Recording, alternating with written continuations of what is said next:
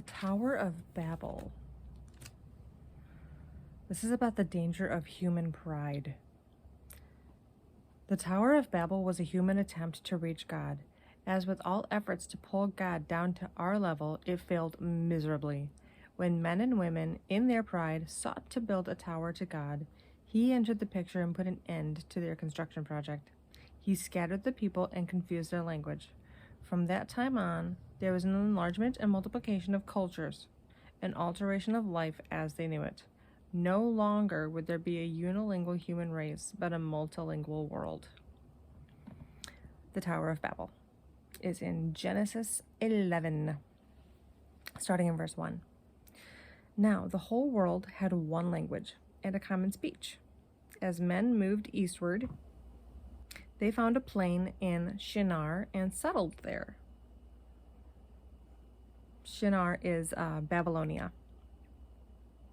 They said to each other, "Come, let's make bricks and bake them thoroughly." They used brick instead of stone and tar for mortar.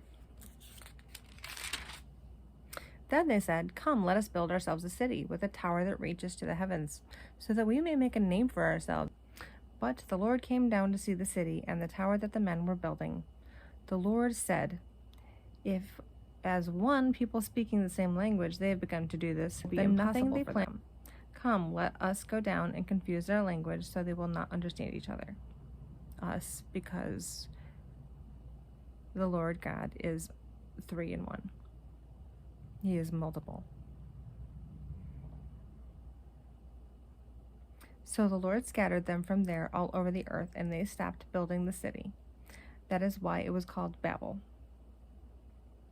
Babel is the Hebrew word for confusion. It's Babylon. Because there the Lord confused the language of the whole world. From there the Lord scattered them over the face of the whole earth. This has reference to Genesis 10:10, so let's check that out. Genesis 10:10. The first centers of his kingdom were Babylon, Erech, Akkad, and Calneh in Shinar. Where is Shinar? Babylonia. Okay. And it also have a reference to Luke 1:51. Let's check that out.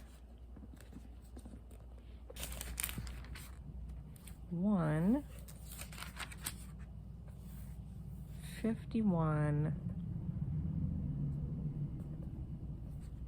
He has performed mighty deeds with his arm. He has scattered those who are proud in their innermost thoughts. Yes, because that is God. He knows our innermost thoughts.